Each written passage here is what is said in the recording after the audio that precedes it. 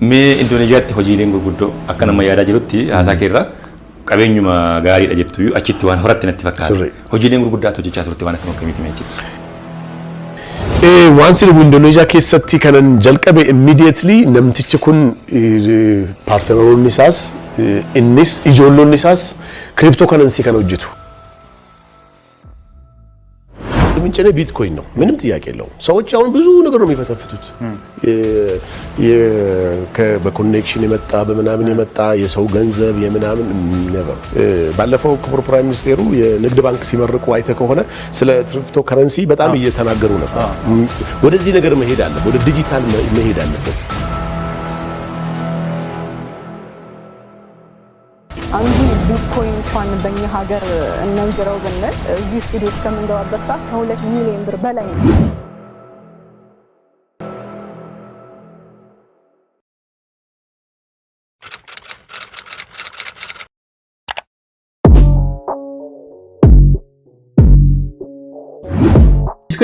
ቢትኮይን jechuun maal jechuudha? Namoonni baay'ees ቢትኮይን yookaan ክሪፕቶ ከረንሲ jechuun maal jechuudha jedhamanii yeroo gaafatamanii አከዛኔ ዴቪስ ስለ ክሪፕቶ ከረንሲ የቴክኖሎጂ ተማሪ እንደመሆናችሁ ይሄንን አንዳንድ ሐሳቦችን እስቲ ምንድነው ክሪፕቶ ከረንሲ? ሰምቻለሁ ማለት ፕሮግራም እየሰራው ነበር ስለ ክሪፕቶ ከረንሲ አንዳንድ ነገር እስቲ የምታውቂያት ነገር ንገሪ። ምንም ማውቀው ነገር የለም ስለ ክሪፕቶ ከረንሲ አንዳንድ ነገሮች የምታውቀው ነገር ምንም አላውቅም። ቪዲዮ ጉያራለት ቢትኮይን jechuun maal jechuudha? Bitcoin mataasaa akkamitti argachuu dandeenya? Akkasumas waalita Bitcoin akkamitti barachuu dandeenya wantoota jedhan.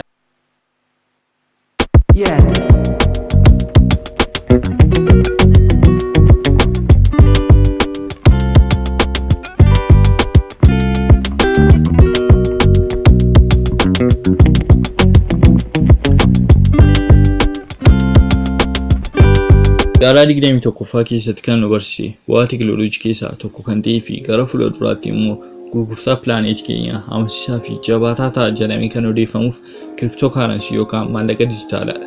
Biyyi keenyas jijjiiramaa jirti. Hojiin baay'ees waraqaa irraa gara kompiitaraatti jijjiiramaa jira. Kana keessaa inni tokko maallaqa yookaan haala bittaa fi gurgurtaadha. Kiriptoo karansii jechuun harka keenyatti kan hin qabanne dhaabbata mootummaa fi dhuunfaan dhuunfachuu hin dandeenye haala gudunfaa ta'een maallaqa uumamedha. Crypto currency bara 1983 nama Ameerikaa cryptographer karaa cryptography maqaa tamii fi kan uumame maallaqa dijitaalaa. Akkuma jalqaba irratti ibse ulaagoota kana kan guutan baay'inaan kan lakkaa'aman crypto currency jiru. Kana keessaas baay'inaan kan beekaman kan akka Bitcoin, Ethereum, Bitcoin Cash, Ripple, LTC kan jedhaman baay'inaan kan lakkaa'aman crypto currency keessaa fudhachuu ni dandeenya.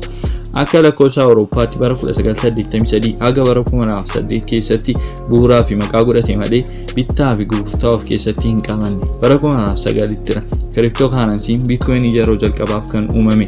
Waa'ee kiriptoo karansii amma kana ergan siniin jedhee amma immoo waa'ee Bitcoin waan tokkoon isinitti hima. Bitcoin kiriptoo karansii keessaa isa tokko gaafa ta'u dhaabbata kamiiyyuu eegumsa kan hin godhamneefidha. Kana jechuun Bitcoin keenya fedhii keenya malee namni yookaan dhaabbati kamiyyuu ajajuu, naanneessuu, ilaaluu, daangeessuu akkasumas bulchuu hin danda'u. Gaafa gabaabsin Bitcoiniin itti fayyadamtootaaf maallaqa elektirooniksii tolaan kan dhaabbatedha. Namni Bitcoinii kana uume maaliif kana filatte jedhee yommuu gaafatamu akkas jedhee deebiseera. Namoonni dhaabbata mootummaa baankota guutummaa guutuutti hin amanan. Sababiin isaas akkaataa iccitii dhuunfaan isaanii harkaa bahu baay'ee sababii ta'eef walqixa kan ta'e gargaarsa nama tokko malee jijjiirraa maallaqa godhamu isaaniif ni mijata jedhe. Kana jechuun Bitcoinii baankii malee fi gargaarsa dhaabbata tokko malee namoota lama qofaa gidduutti jijjiirraa maallaqa godhamudha. Taasifnu yeroo ammaa kanatti Bitcoiniin tokko maallaqa Itoophiyaa miiliyoona tokko oliin gurguramaa jira. Yeroo ammaa kanatti gadi bu'eetu malee miiliyoona 2 ol galee ture.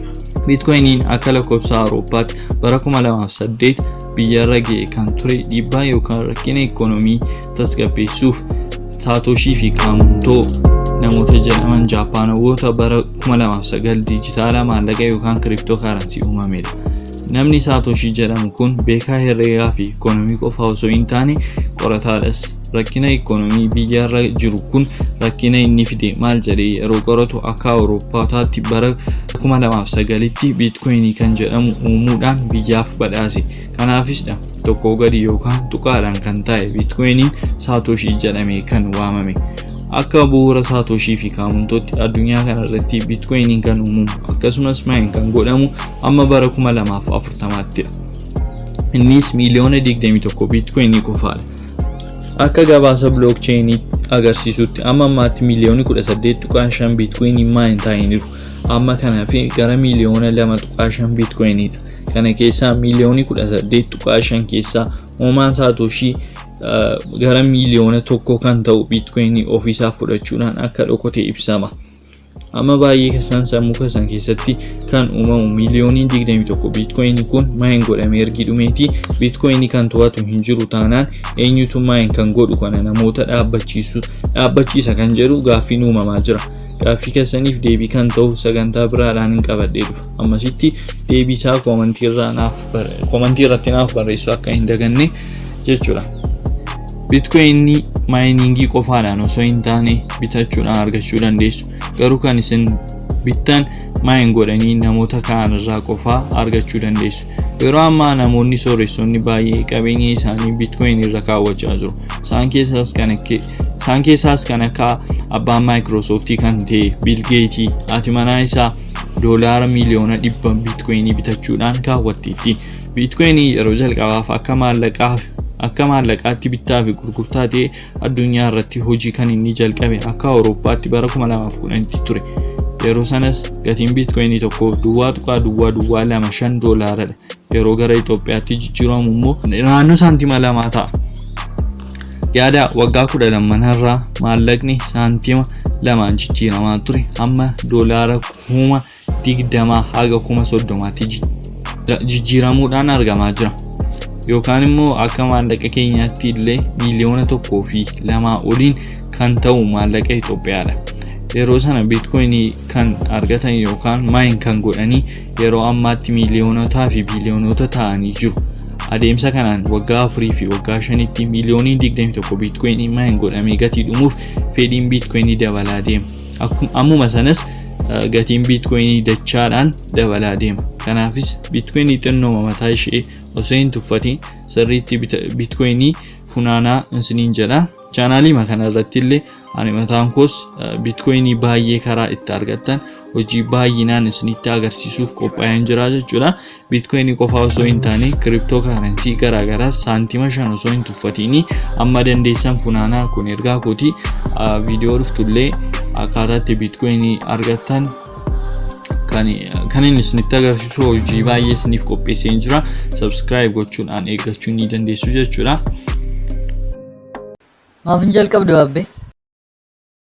Egaa viidiyoo guyyaa irratti biitkoinii jechuun maal akka ta'e isiniif galeera tarii yaada.